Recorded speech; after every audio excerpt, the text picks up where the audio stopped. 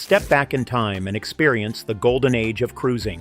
From lavish dining to grand ocean voyages, these legendary ships redefined luxury and adventure, creating unforgettable memories on the high seas. The golden age of cruising was a time of unparalleled luxury, where every voyage was an event in itself. Passengers stepping aboard these magnificent ocean liners were transported to a world of grandeur, sophistication, and impeccable service. These ships weren't just a means of transportation. They were floating palaces designed to provide an elite social experience that combined fine dining, world-class entertainment, and an atmosphere of exclusivity. From the moment travelers embarked, they were treated to white-glove service. Porters ensured luggage was swiftly delivered to elegantly decorated staterooms, each designed with plush furnishings, mahogany paneling, and ornate chandeliers. The most opulent suites resembled grand hotel rooms, featuring private salons, expansive ocean views, and even personal stewards catering to every need. Some ships even allowed passengers to bring their own automobiles aboard, ensuring that luxury continued upon arrival at their destination. Dining on board was nothing short of a culinary extravaganza. Renowned chefs prepared multi-course meals, showcasing the finest ingredients from around the world. Passengers indulged in gourmet delicacies such as filet mignon, lobster thermidor, and the finest patisserie creations. Lavish buffets displayed an endless selection of fine cheeses, cured meats, and fresh seafood. The experience was elevated further by impeccable table service, where tuxedo-clad waiters ensured each meal was a refined affair. Guests dressed in their finest evening wear, as dining was a social event in itself, complete with orchestral accompaniment and candlelit ambiance. Entertainment aboard these ocean liners was equally extravagant. Grand ballrooms hosted lively soirees, where passengers danced beneath glittering chandeliers to the tunes of live orchestras. Theaters offered Broadway-style performances, featuring renowned entertainers of the era. Film screenings of the latest Hollywood releases allowed passengers to enjoy the latest cinematic masterpieces before they even premiered on land. Those seeking a quieter retreat could visit the ship's library, where plush armchairs and shelves of leather-bound books created a cozy sanctuary at sea. The social atmosphere aboard these liners was unmatched. The ship's promenade deck became the place to see and be seen, where gentlemen strolled with their ladies, basking in the fresh sea air and engaging in lively conversation. The observation bar, with its panoramic ocean views, was a popular gathering place where bartenders crafted exquisite cocktails tailored to guests' tastes. Afternoon tea was a time-honored tradition, with passengers gathering for freshly brewed teas served alongside delicate finger sandwiches and decadent pastries. Vintage promotional films captured the essence of this golden era, with narrators extolling the grandeur and excitement of ocean travel. Scenes of elegantly dressed passengers sipping champagne on sunlit decks, indulging in extravagant feasts, and enjoying lavish entertainment painted a picture of an era where the journey was just as glamorous as the destination. This was the golden age of cruising, an experience unmatched in history, where every voyage promised luxury, adventure, and unforgettable memories. The 1950s were a defining era for ocean travel, as luxury liners transported passengers across the Atlantic in unparalleled style. With jet airliners still in their infancy, cruise ships remained the premier mode of transoceanic travel. Companies such as Cunard, P&O, and Holland America dominated the industry, with their grand liners representing the pinnacle of elegance and sophistication.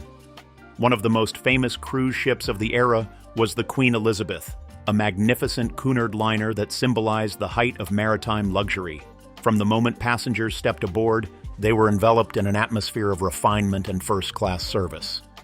The embarkation process was a grand occasion, with thousands of passengers arriving at the bustling docks.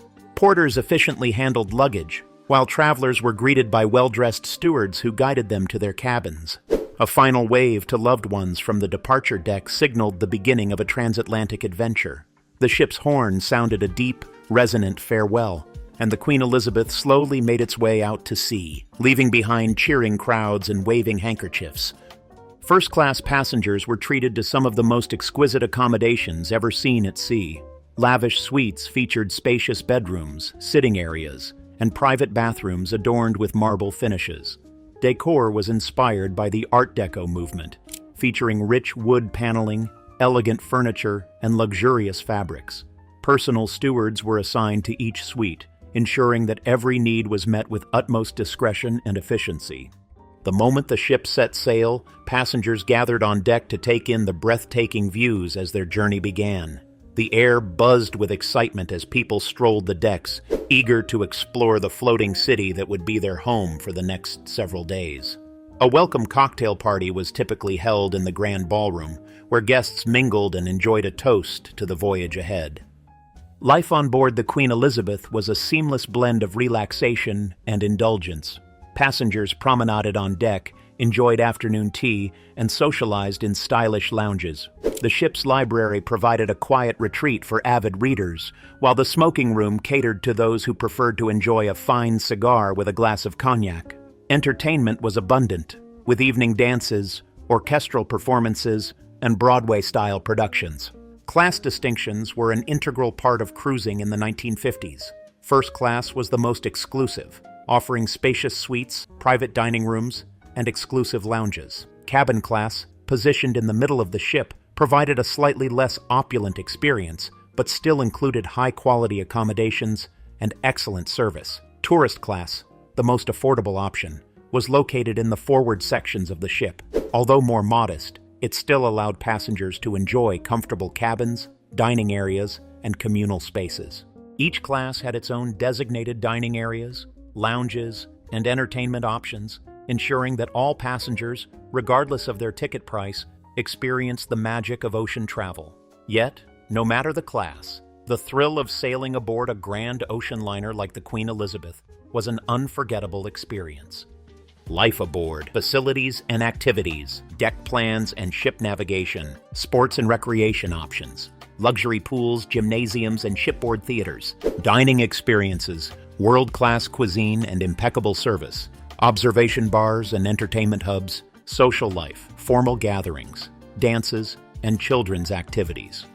Life aboard, facilities and activities. When stepping onto a great ocean liner in the mid-20th century, passengers weren't merely embarking on a voyage. They were entering a self-contained world of luxury, entertainment, and adventure. Life at sea was designed to be as engaging as it was elegant, offering a balance of leisure and social vibrancy. From sprawling deck promenades to opulent dining rooms, grand theaters to intimate cocktail lounges, every aspect of ship life was meticulously crafted to ensure a first-class experience, no matter the ticket class. Navigating a grand ocean liner was no small feat. Ships of the 1950s, such as the Queen Elizabeth and the SS United States, spanned over 900 feet in length, with multiple decks filled with various amenities. First-time passengers were often handed detailed deck plans upon boarding, outlining everything from dining areas to sports facilities and observation lounges. Crew members were always available to guide guests, and signs were placed throughout the ship to direct travelers to key locations. Many ships also provided daily programs, detailing events and activities happening on board. Some high-end liners even offered personal stewards or concierges to help first-class passengers manage their schedules and appointments. The design of these ships encouraged exploration. Grand staircases led to lavish ballrooms, polished corridors guided travelers to exclusive clubs, and vast open promenades allowed guests to stroll the decks and enjoy the endless horizon. Physical fitness and outdoor activities were a major part of ocean travel, especially during voyages that lasted a week or more. Most luxury liners were equipped with expansive outdoor deck spaces where passengers could engage in various sports. Shuffleboard was a perennial favorite, with designated courts marked out on the sun decks. Quoits, a ring toss game similar to horseshoes, was another common pastime. For those who preferred a more rigorous workout, some ships featured dedicated gymnasiums stocked with the latest fitness equipment of the time. Exercise bikes, rowing machines, and even mechanical horse riding simulators. Steam baths and massage rooms provided additional wellness options. Some of the most luxurious ships, like those of the Cunard and White Star lines, even had full-size tennis courts or golf driving nets, allowing guests to practice their swings while at sea. One of the grandest attractions for active passengers was the swimming pool. While early 20th century liners had simple plunge pools, Mid-century ships embraced grander designs. Some vessels featured multiple pools, segregated for first-class and tourist-class passengers, with sun loungers and waiter service providing a resort-like experience. On the most elite liners, the swimming pools were more than just places to cool off. They were social hubs. The famous SS Normandy, for example, boasted a massive indoor swimming pool, complete with mosaic tilework and dramatic Art Deco lighting. Passengers often gathered poolside for afternoon cocktails, sunbathing, and casual conversation. Beyond fitness and recreation, cruise ships offered passengers the chance to immerse themselves in cultural experiences. Grand theaters were a staple of most ocean liners, showcasing a mix of live performances, classical concerts, and film screenings. Some liners even featured fully equipped movie theaters, giving guests the chance to watch the latest Hollywood films while crossing the Atlantic. Luxury ocean liners often engaged professional entertainers, including renowned musicians, actors, and comedians. On a transatlantic crossing, a passenger might enjoy a string quartet performance one night and a Broadway-style revue the next. The ship's entertainment directors took great care in crafting an experience that rivaled the grandest theaters on land. Dining was one of the most anticipated aspects of the cruise experience, with every meal designed to impress. First-class passengers dined in sprawling, exquisitely decorated dining halls, where multi-course meals were served with silver service. Michelin-starred chefs of the time crafted menus featuring gourmet dishes such as lobster thermidor, beef Wellington, and delicate soufflés. The dining experience varied by class, but even those in tourist class were treated to exceptional cuisine. Buffets and casual dining rooms allowed for a more relaxed experience, while formal evening meals adhered to strict etiquette. First-class guests often dressed in their finest evening wear, men in tuxedos and women in elegant gowns, to attend lavish dinners featuring live music and impeccable table service. For those seeking a more exclusive experience, many ships had private dining salons reserved for high-ranking guests, celebrities, and royalty. The most famous liners, such as the RMS Queen Mary, had a tradition of hosting themed dining nights, from French haute cuisine evenings to grand gala dinners, where every guest was treated like nobility. As day turned to night, the social heartbeat of the ship shifted to its bars, lounges, and nightclubs. The observation bars, often located on the upper decks, provided breathtaking panoramic views of the ocean. These spaces were perfect for sipping cocktails while watching the sunset or engaging in conversation with fellow travelers. Many cruise ships embraced the glamour of cocktail culture, employing expert mixologists who crafted signature drinks for guests. It was common to see well-dressed passengers enjoying martinis, whiskey sours, or champagne while listening to live jazz performances. Some liners, particularly those catering to elite travelers, featured exclusive members-only clubs where high society passengers mingled. Casinos were also a feature on certain routes, offering games like blackjack, roulette, and poker. For those who preferred a more relaxed setting, shipboard libraries provided a quiet retreat with plush reading rooms stocked with classic literature and the latest periodicals. Many of these libraries had a distinctly aristocratic feel, complete with oak-paneled walls, antique globes, and deep leather armchairs. Perhaps the most magical aspect of life aboard a mid-century ocean liner was its rich social culture. Formal dances were a highlight of every voyage, with guests gathering in grand ballrooms adorned with crystal chandeliers and polished wood floors. Live orchestras played waltzes, foxtrots, and swing music as elegantly dressed couples took to the floor. These events were often the pinnacle of the cruise experience, offering passengers a chance to see and be seen. Afternoon tea was another time-honored tradition, particularly on British liners. Served in refined tea rooms or observation lounges, guests enjoyed an assortment of delicate sandwiches, pastries, and fine teas while engaging in leisurely conversation. For families, cruise lines ensured that children were just as entertained as their parents. Special playrooms were staffed with attendants who organized activities like arts and crafts, puppet shows, and scavenger hunts. Some ships even featured small amusement parks or play decks designed specifically for younger travelers. Passengers traveling alone were also well catered to. Many liners hosted meet and mingle events designed to encourage social interaction. Whether it was a cocktail reception, a bridge tournament, or an impromptu music session in one of the lounges, the sense of camaraderie aboard these floating palaces was palpable. The golden age of ocean travel was dominated by iconic names such as Cunard, White Star, and Holland America. Yet not every cruise line from this era enjoyed lasting fame. While many travelers recall the luxurious voyages of the Queen Mary or the grandeur of the SS United States, there were also smaller, lesser-known cruise lines that played a significant role in shaping the evolution of leisure travel. These forgotten cruise lines catered to adventurous travelers, offering unique routes and a distinct spirit of exploration that set them apart from their larger competitors. One of the most intriguing yet overlooked cruise lines of the mid-20th century was the Grace Line. Founded in the 19th century, this shipping company expanded into passenger travel, operating routes between the United States and South America.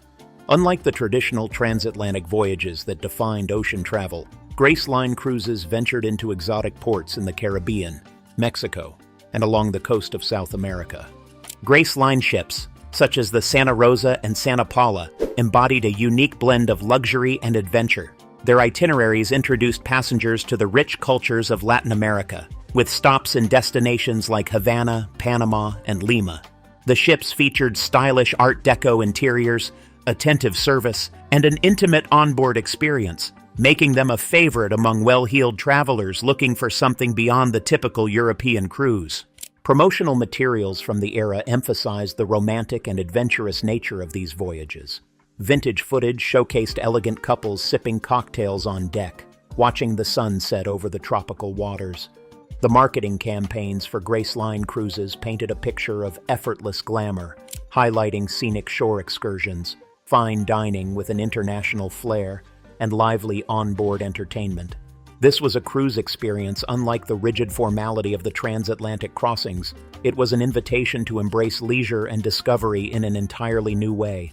Travelers who chose these lesser-known cruise lines were often pioneers in their own right. Unlike the massive luxury liners that catered to the elite, these ships appealed to those with a taste for adventure, curiosity, and cultural exploration. Many of the passengers aboard these vessels were among the first Americans to visit remote parts of Central and South America via cruise ship. The atmosphere on board was often more intimate and relaxed compared to the grand ocean liners. The smaller ships fostered a sense of camaraderie among passengers, many of whom returned year after year, developing lifelong friendships with fellow travelers and crew members alike. These voyages provided an early glimpse of what modern cruise vacations would become: exciting, scenic, and centered around the joy of discovery. Though many of these smaller cruise lines have faded into history, their influence on modern cruising remains undeniable. They proved that cruising was not just about crossing the Atlantic in grandeur, but also about embracing adventure, romance, and cultural enrichment. Their legacy continues to inspire today's cruise itineraries, ensuring that the spirit of exploration remains at the heart of ocean travel. By the mid-20th century, ocean travel was no longer reserved solely for the wealthy elite. As passenger ships evolved from opulent floating palaces to practical and affordable means of transportation, cruising became an accessible dream for the middle class. The 1950s and 1960s saw a surge in budget-friendly cruise options, with new routes and innovative marketing campaigns making leisure travel at sea a reality for more people than ever before. During the early 20th century, luxury liners were synonymous with first-class travel, often catering to high society, aristocrats, and Hollywood stars. However, the post-war boom and economic expansion of the 1950s and 1960s saw an increasing demand for affordable leisure cruises. Shipping companies responded by offering budget-friendly alternatives, modifying their services to cater to a broader demographic. Tourist-class tickets became increasingly popular, offering comfortable accommodations, albeit with fewer luxuries than first-class cabins. Companies such as Italian Line and Swedish American Line provided transatlantic crossings with more affordable options, making cruising an attainable experience for the working and middle classes. Cabins were simpler, communal dining was more common, and entertainment was modest yet engaging. Despite these adjustments, passengers still enjoyed breathtaking ocean views, delicious cuisine, and a unique travel experience.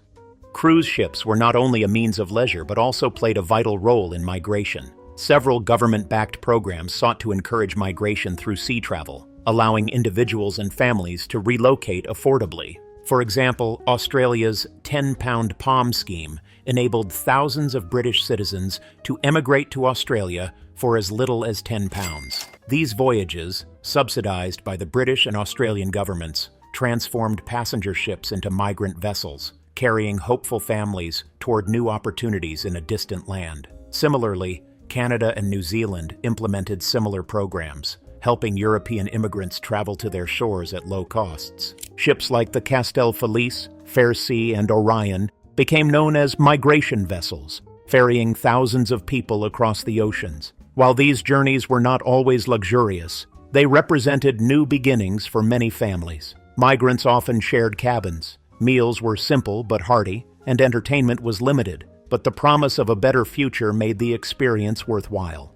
To attract a broader audience, cruise lines devised innovative and often whimsical promotional campaigns. Advertisements from the era featured slogans like "Sail away for less" and "A holiday for every budget." These campaigns sought to break the stereotype that cruising was solely for the affluent. Promotional materials emphasized family-friendly activities, highlighting everything from shuffleboard tournaments to limbo contests on deck. Some ships even hosted bizarre competitions such as egg and spoon races, best-dressed contests, and mock pirate invasions to entertain passengers. One particularly unusual yet popular attraction was crossing the line ceremonies, held when ships crossed the equator. These elaborate rituals transformed passengers into honorary seafarers, with costumed crew members playing the roles of King Neptune and his court. Passengers were doused with water, playfully punished for being equator-crossing novices, and awarded certificates as proof of their initiation.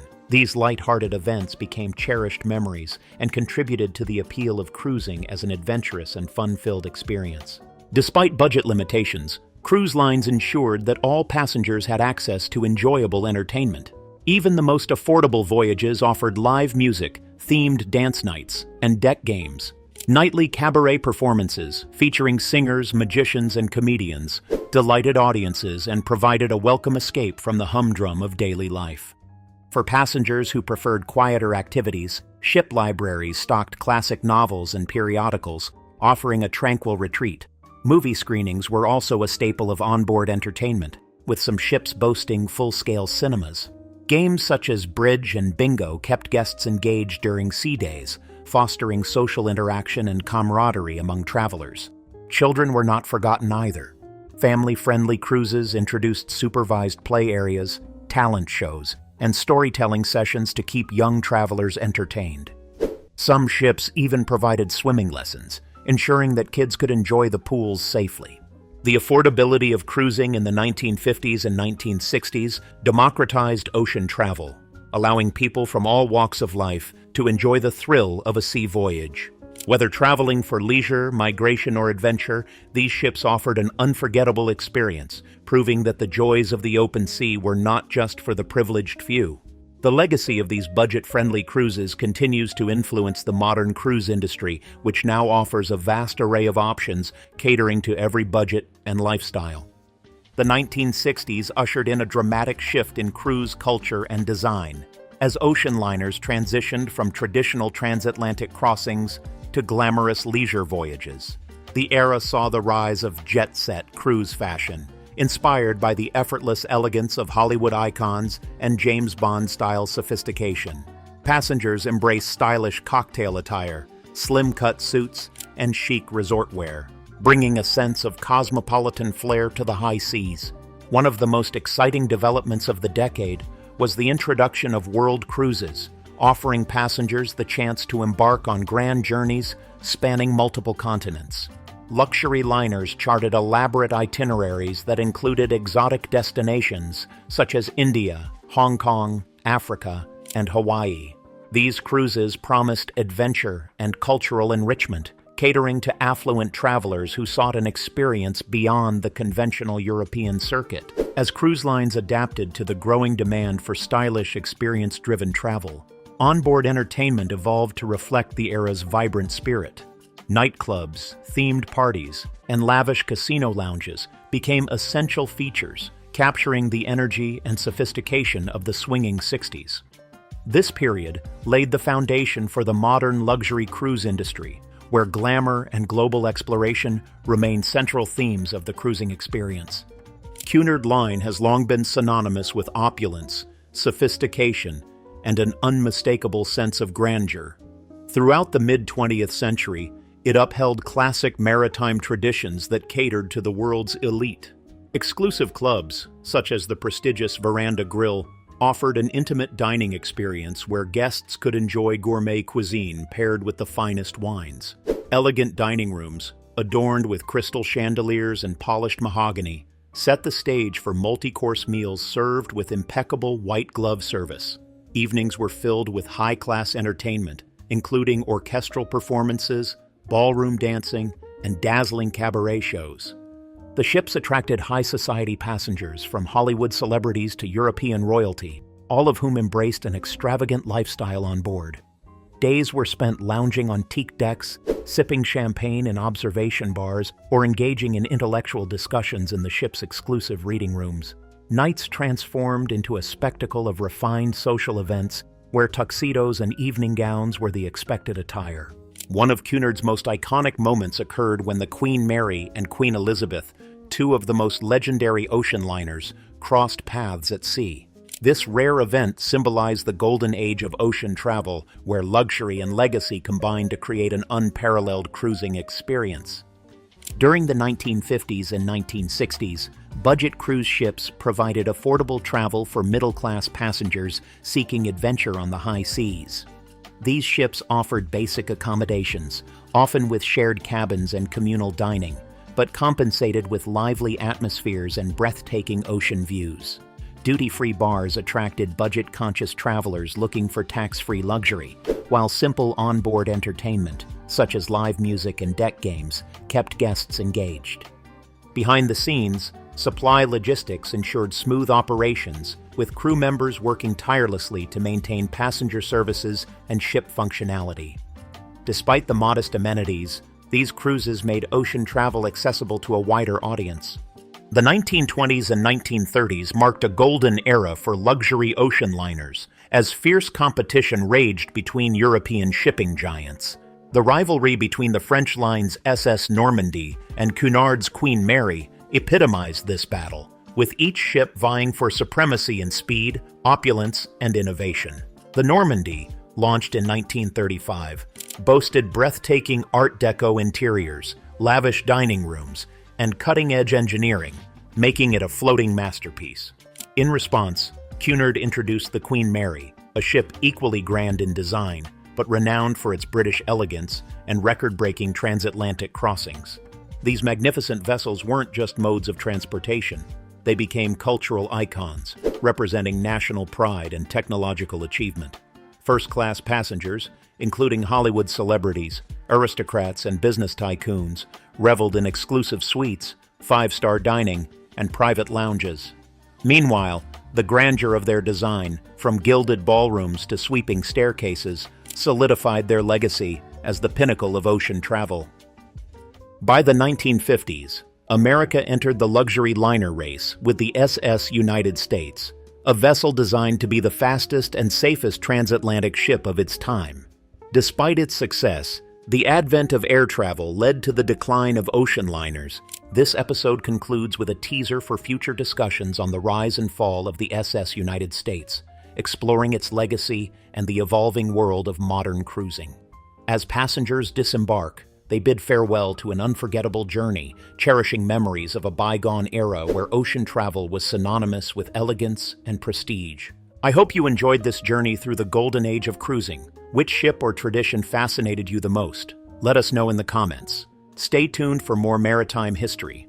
Until next time.